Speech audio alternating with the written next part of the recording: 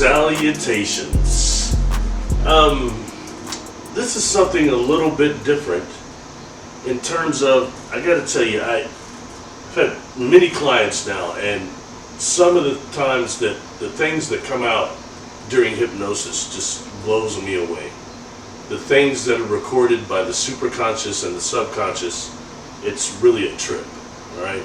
So I have a client, a recurring one, that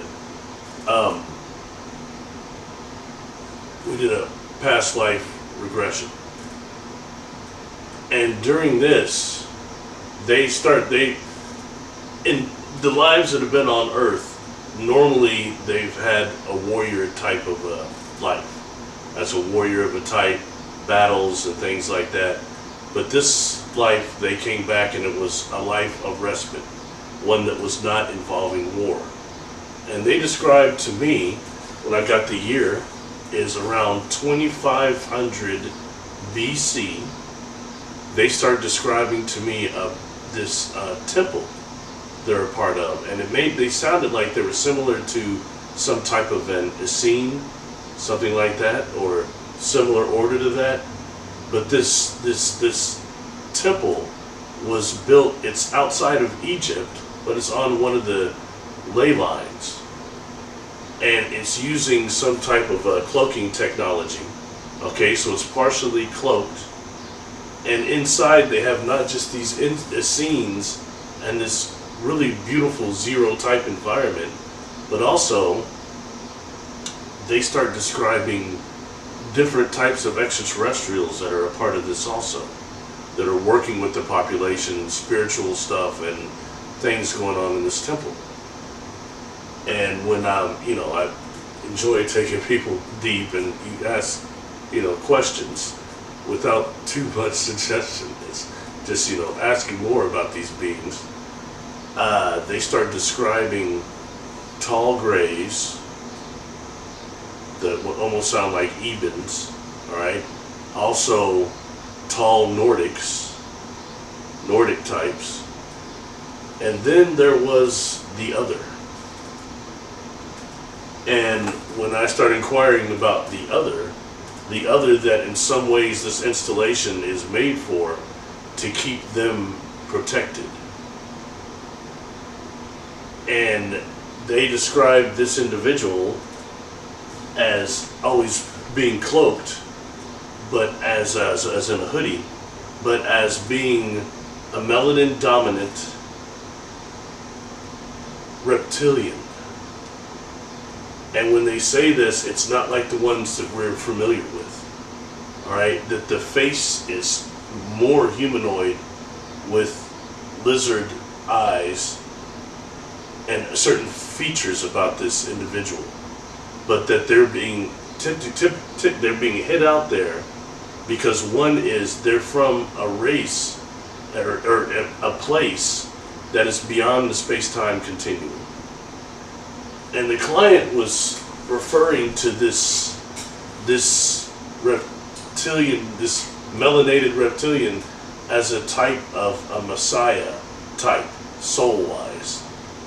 And that actually it had the ability to project its consciously at such a fine tune that it's like a laser beam. And that in that way, it was kind of in a place of, I guess we could call it temporal grace, but it was capable of focusing its thought and destroying things as a laser beam.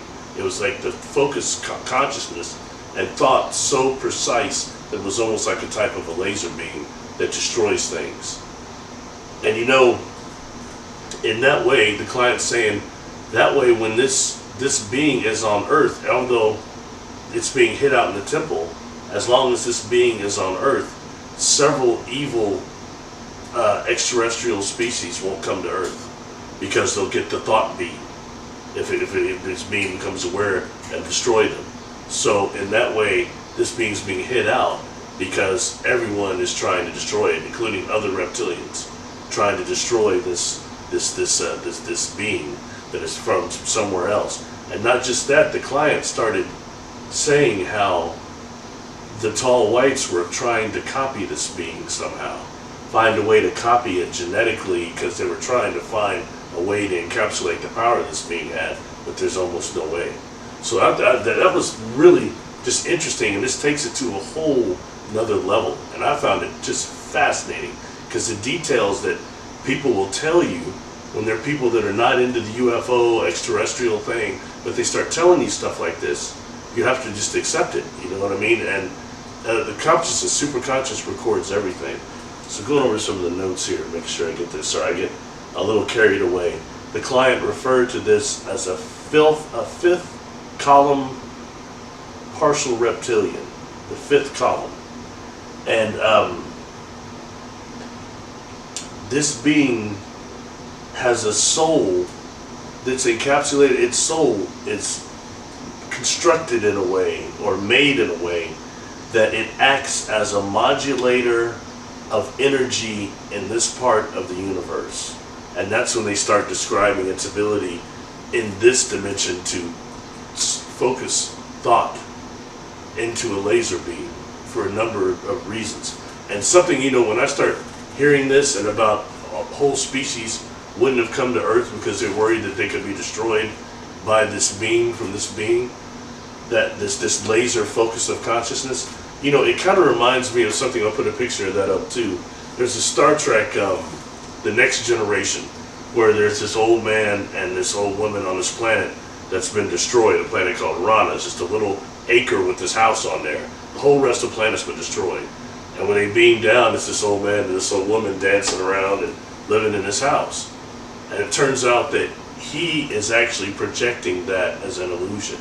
His wife also, and even the ship that comes and tries to chase the Enterprise off is something he's projecting. But then he said, why were you lying to us? And he says, he called himself a Dowd, an immortal being from another galaxy that lives amongst false disguises and illusions. And he started saying that he lived as a human on this planet with his wife, and the wife went with this when this ship attacked, called the Ushnak, I believe, and they were, and then he started saying he tried to chase him away, it didn't work, but then he said, you know, I destroyed them. And kind of Picard is looking at him and says something. He looks at him, he looks at Picard, he says, you know, you don't get the scope of my crime. I didn't just destroy that ship, or one Ushnak, 100, or 1,000. He looks at Picard, he said, I destroyed them all Ushnak everywhere in existence. And that takes it to a whole nother level, the type of being. And I think when maybe dealing with what this client was describing as a being similar to that, it has that capability of focusing thought and doing something to that degree. And we don't know what happens to these beings that do exist and are formed beyond our space-time continuum. What's going on out there?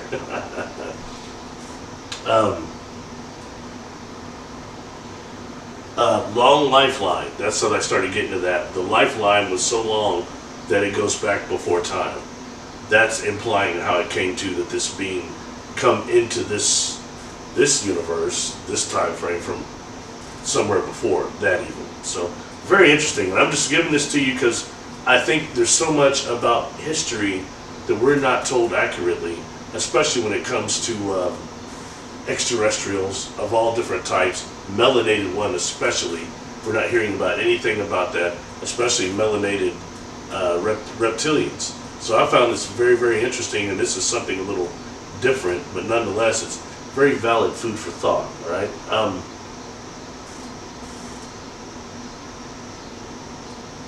I think that's most of it actually. So take this, you know, into consideration.